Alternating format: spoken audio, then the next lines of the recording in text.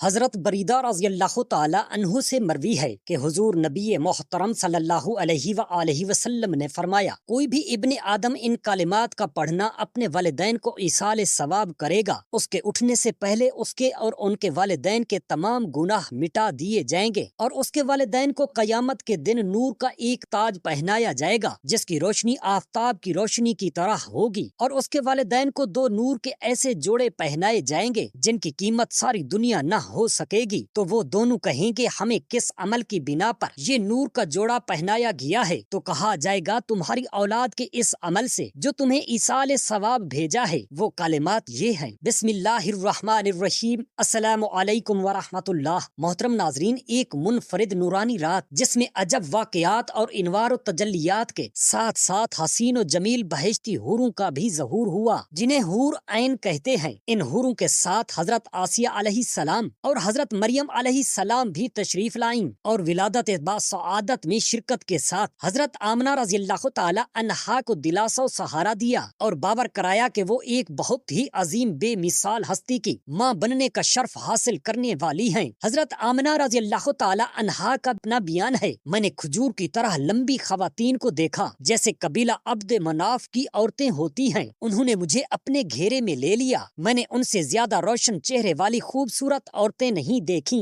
ان میں سے ایک آگے بڑھی، میں نے اس کے ساتھ ٹیک لگا دی، پھر دوسری آگے بڑھی، اس نے پینے کے لیے ایک پاکیزہ مشروب پیش کیا جو دودھ سے زیادہ سفید، برف سے زیادہ ٹھنڈا اور شہد سے زیادہ میٹھا تھا، بڑے پیار سے بولی پی لو، میں نے پی لیا، دوسری بولی اور پی لو، میں نے اور بھی پی لیا۔ حضرت آمنہ رضی اللہ تعالی عنہا فرماتی ہیں، میرے استفسار پر ان خوبصورت عورتوں نے مجھے بتایا کہ وہ حضرت آسیہ علیہ السلام اور حضرت مریم علیہ السلام ہیں اور ان کے ساتھ جنتی حوریں ہیں۔ ان 7 سعید میں سارا گھر نور بن گیا۔ انوار و تجلیات نہ صرف اس مکان کو بلکہ پوری کائنات کو اپنی لپیٹ میں لے لیا اور ہر چیز نور کی چاندنی میں نہا گئی۔ بہقی، طبرانی، ابو نعیم اور ابن عساکر نے عثمان بن ابی العاص سے روایت کیا ہے، وہ فرماتے ہیں کہ مجھ سے میری والدہ فاطمہ بنت عبداللہ نے بیان کیا کہ میں حضور نبی کریم صلی اللہ علیہ وآلہ وسلم کے ولادت کے موقع پر حضرت آمنہ رضی اللہ تعالی عنہا کے پاس موجود تھی، میں نے اس وقت جس چیز کو بھی دیکھا اسے نور ہی پایا، اور میں نے دیکھا کہ ستارے قریب آتے جا رہے ہیں، حتیٰ کہ میں سوچنے لگی کہ مجھ پر یہ ستارے گر پڑیں گے۔ پس حضرت آمنہ رضی اللہ تعالی عنہا کے جسم اطہر سے حضور نبی کریم صلی اللہ علیہ وآلہ وسلم اس دنیا میں تشریف لے آئے تو آپ صلی اللہ علیہ وآلہ وسلم سے ایک ایسا نور نکلا جس سے گھر اور سب در و دیوار منور ہو گئے،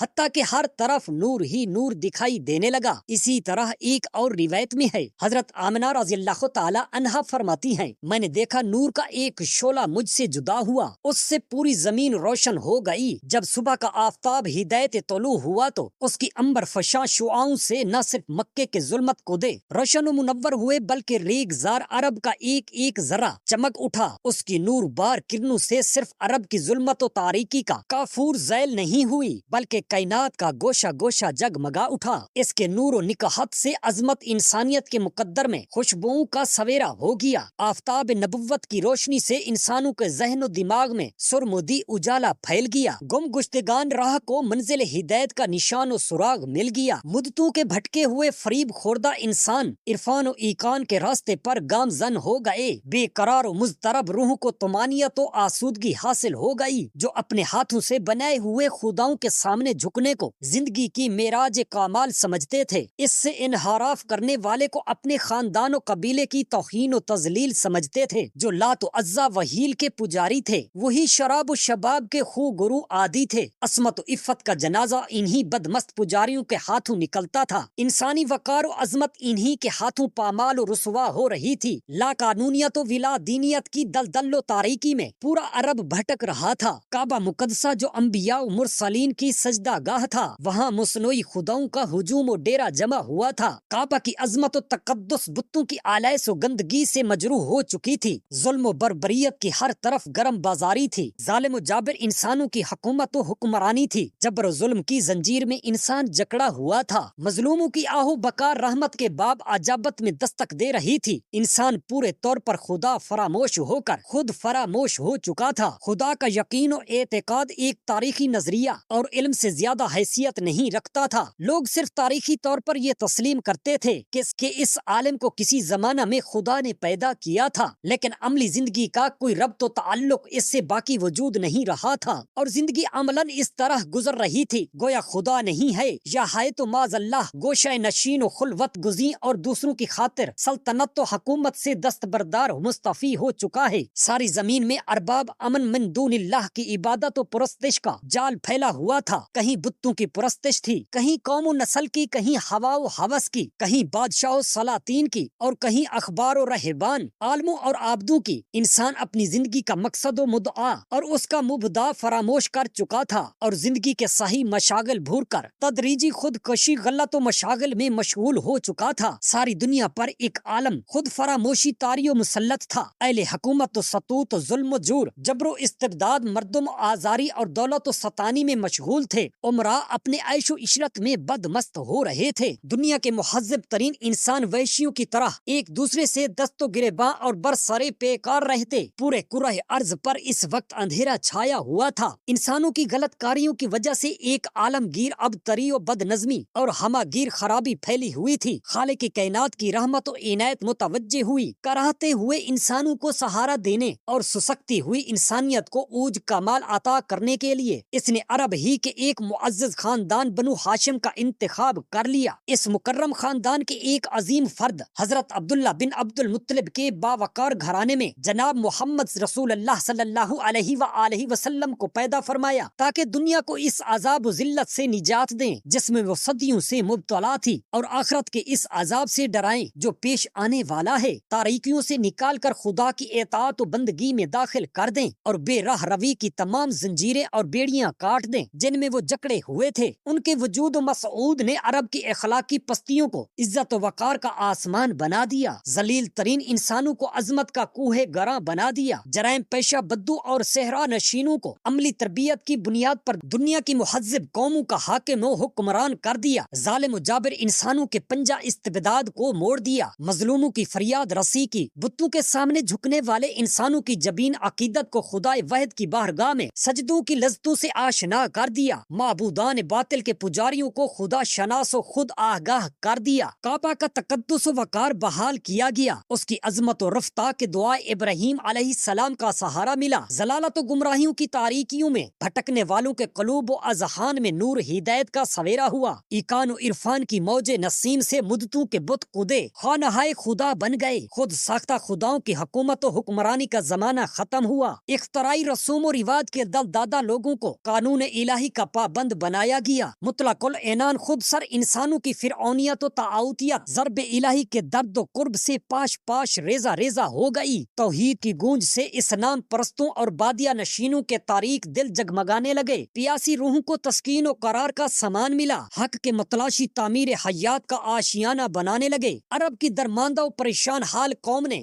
نبی رحمت صلی اللہ علیہ وآلہ وسلم کے پیغام و امن و امان کو قبول و تسلیم کر لیا، اور وہ ساری نعمتیں حاصل کی جو اس پیغام کا لازمی نتیجہ ہیں۔ ان کی غلامی کی تمام زنجیریں اور بیڑیاں خود بخود کٹ گئیں، خدا کے آستانہ پر سر جھکا کر وہ دنیا کے تمام آستانوں سے بے نیاز ہو گئے، نہ نفس و ہوا کی عبادت و بندگی رہی، نہ بادشاہوں اور حکومتوں کی غلامی کی، نہ جہلانہ رسم و رواج کی ظالمانہ بندشیں، نہ اپنی لائی ہوئی اور نہ دوسروں کی ڈالی ہوئی مصیبتیں۔ خدا شناسی اور خدا کی عظمت و کبریائی کے علم نے دنیا کے مصنوعی خداؤں کی عظمت و وجود کا طلسم توڑ دیا، ذہن و فکر کا وہ انقلاب جو ایک خدا کو اپنا معبود حقیقی اور رب مان لینے سے پیش آیا۔ ان کی زندگی سراسر تبدیل ہو گئی، جو بہیم و درندہ صفت تھے وہ فرشتہ صفت انسان بن گئے، جو غار تگر اور رہزن ڈاکو تھے وہ دوسروں کے جان و مال اور عزت و ناموس کے محافظ و پاسبان بن گئے، جو جانوروں کے پہلے اور پانی پینے اور پلانے پر خون کی ندیاں بہا دیتے تھے وہ دوسروں کی خاطر پیاسا مر جانا پسند کرنے لگے، جو اپنی آغوش محبت میں پلی ہوئی بچوں کو اپنے ہاتھوں سے زمین میں دفن کر دیا کرتے تھے وہ دوسروں کی بچیوں کی پرورش کے لیے اپنی گودیں خالی کرنے لگے، جو دوسروں کے مال کو اپنا مال سمجھتے تھے وہ اپنا عزیز ترین و قیمتی مال بھی دوسروں کا مال سمجھنے لگے، جن کو دن کے اجالے میں لوگوں کا مال لوٹ لینے میں باک نہ تھا وہ رات کی تاریکیوں میں شاہ ایران کا تاج زری جو لاکھوں روپے کی مالیت کا تھا اپنے کمبل میں چھپا کر اپنے امیر کے پاس پہنچانے لگے، وہ سحاب رحمت جو عرب کے آسمان سے اٹھا وہ نور و نکہت کی پھوہار بن کر کائنات کے گوشے گوشے میں برسا، اس کے ایک ایک ذرے پر برسا جو انسانی دنیا کو حیات سرمدی کا مجدہ جاں فضا دے گیا۔ اس کے دامن سے انوار و تجلیات کی وہ موسلا دار بارش ہوئی جن سے عالم کا چپا چپا بقاء نور بن گیا، اور اس بارش رحمت کے فیض و برکت سے ہزار رسیدہ باغ زندگی میں بہار نو کی ہریالی و تازگی آ گئی۔ نور یزدانی کا وہ پیکر جمیل جس کے فیض و برکت سے انسان کو علم و فضل، تہذیب و تمدن، اخوت و مساوات اور شعور و آگہی کا اجالا مل گیا۔ گم منزل ہدایت و ارشاد کی دولت سے مالا مال ہو گئے۔ نبی کریم صلی اللہ علیہ وآلہ وسلم اس پیکر نوری میں آخر وہ کون سی قوت تھی جس کی بنیاد پر دنیا کے لوگ اس کے قدموں میں سمٹ آئے؟ وہ کون سی طاقت تھی کہ دنیا کی بڑی بڑی حکومتیں اس کے تابع فرمان و زیر نگیں ہو گئیں؟ وہ کون سا کمال تھا کہ عقل و شعور کے پتلے، فصاحت و بلاغت کے دعوے دار اس نبی امی کے سامنے حیران و بے زبان ہو گئے؟ ان کے اپنے دعوے میں وہ خود ہی الجھ کر رہ گئے۔ کیا اس نبی حجازی نے دولت و ثروت کے نام پر لوگوں کو موم و نرم کر دیا؟ کیا حکومت و بادشاہت کا لالچ دے کر دنیا کو اپنے سے قریب کرنے کی کوشش کی جبکہ وہ در یتیم تھے؟ وہ دولت و ثروت کے مالک نہیں تھے، نہ ان کے پاس بظاہر کوئی حکومت تھی، نہ ان کی کوئی عظیم تجارت و جائیداد تھی، نہ کوئی دنیاوی سرمایہ تھا۔ دنیا کا دستور ہے کہ اگر کوئی حکومت دوسری حکومت کو تابع فرمان و غلام بنانا چاہتی ہے تو وہ طاقت و قوت کا بھی استعمال کرتی ہے اور بے دریغ مال و دولت بھی بہاتی ہے، اور اس راہ میں جن اسباب و وسائل کی ضرورت پڑتی ہے ان سب کا سہارا لیا جاتا ہے۔ دنیا کی تاریخ میں خود غرض انسانوں کا یہی حال رہا ہے، مگر وہاں تو ایسا کچھ نہ تھا، نہ ملک گیری کی خواہش تھی، نہ حصول اقتدار کا جذبہ۔ ہاں، اس پیغمبر انقلاب اور مسیح انسانیت کے اندر جو وصف و کمال و جلوہ گر تھا وہ منصب نبوت و رسالت کے ساتھ حقانیت و صداقت، امانت و دیانت، طہارت و پاکیزگی، طاعت و ریاضت، عبادت و بندگی، اخلاق و کردار، عصمت و عفت، زہد و تقوی، عقل و کامل و ادراک تام، غیرت و حمیت، شجاعت و بہادری، جوش و جذبہ، ہمت و حوصلہ، وقار و تمکنت، متانت و سنجیدگی، اخوت و مساوات، رحمت و رافت، اثار و قربانی، محنت و لگن، خلوص و محبت، درد و محبت، سوز و گداز، حسن و بانقی، خوف و خشیت، عہد و وفا۔ الغرضی کا ایک انسان کامل جو اوصاف و کمالات ہوتے ہیں وہ اس ذات صفات پیغمبر کی زندگی میں بدرجہ بلند و بالا موجود تھے، بلکہ دنیا نے اس اولو العزم پیغمبر کی حیات و عقدت سے یہ چیزیں بطور بھیک کے حاصل کی، اور دنیا کو جو ملا سب اسی محسن انسانیت کا صدقہ و عطیہ ہے۔ اقوام عالم کا زندگی کا جو شعور و جدان ملا سب اسی انسان کامل کی عنایت و رحمت ہے۔ یہی وجہ ہے کہ دنیا نے نبی برحق کی صدائے حق پر لبیک کہا اور ان سچائیوں کے سامنے جھکنے پر مجبور ہو گئی۔ سچائی وہ حقیقت ہے جو قلوب و اذہان کی مملکت فتح کر لیتی ہے، اس کی شمیم سے دلوں کے آفاق معطر و شاداب ہو جاتے ہیں۔ آمنہ کے لال نے مکہ کے مکینوں میں آنکھیں کھولی، انہی میں 40 سالہ زندگی کے مختلف مراحل اس شان سے طے کیے کہ ان کا دامن عفت و ماحول کے نشیب و فراز سے قطعاً داغ دار نہ تھا، نہ کسی کو کسی بات میں ان پر انگشت نمائی کا کبھی موقع ملا۔ وہ اس پراگندہ معاشرے کے تقدر و تعفن سے کلیہ محفوظ و معمون رہے، عصیان و گناہ کی کسی بات میں وہ بھی شریک و سہیم نہ ہوئے۔ عالم یہ ہے کہ اس پر خطر ماحول میں وہ صادق و امین کے معزز لقب سے پکارے گئے۔ پورا عرب انہیں صادق و امین سمجھتا تھا، پوری آبادی کی امانتیں انہی کے پاس رہا کرتی تھیں۔ صرف امانت و دیانت ہی نہیں بلکہ ہر معاملے میں لوگ انہیں عدل و انصاف کے پیکر، مجسم اور عہد و وفا کے علم بردار سمجھتے تھے۔ مگر اس سب کے باوجود جب فریضہ رسالت کی ادائیگی کے لیے نبی آخر الزمان صلی اللہ علیہ وآلہ وسلم نے صدائے توحیدی بلند کی، خدائے واحد کی عبادت و بندگی کی طرف بندگان خدا کو بلایا، اپنی نبوت و رسالت کا اعلان و اظہار کیا، ان کے معبودان باطل کی ندامت و برائی کی، ان کے اختراعی و مصنوعی خداؤں کی مخالفت کی اور پر نفرت و ملامت کا اظہار کیا تو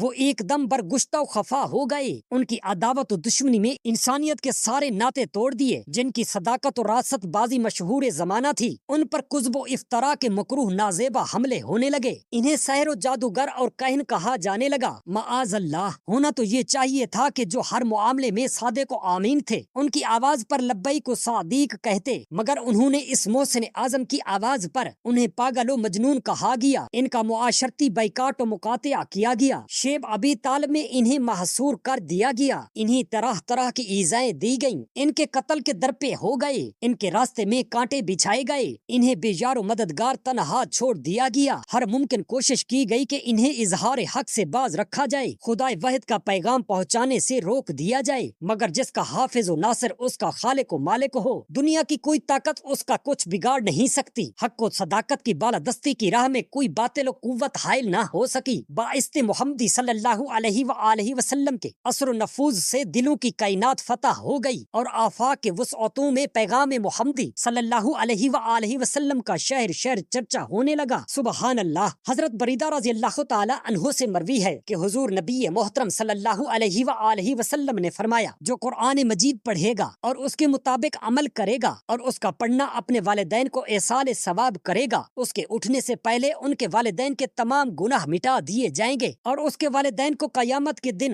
نور کا ایک تاج پہنایا جائے گا جس کی روشنی آفتاب کی روشنی کی طرح ہوگی، اور اس کے والدین کو 2 ایسے جوڑے پہنائے جائیں گے جن کی قیمت ساری دنیا نہ ہو سکے گی۔ تو وہ دونوں کہیں گے ہمیں کیوں پہنایا؟ تو کہا جائے گا تمہارے بیٹے کے قرآن پڑھنے کی وجہ سے۔ اللہ تعالی ہم تمام مسلمان بہن بھائیوں کو قرآن پاک پڑھنے اور سمجھنے اور اس پر عمل کرنے کی توفیق عطا فرمائے۔ آمین یا رب العالمین۔ جزاک اللہ خیرا کثیرا۔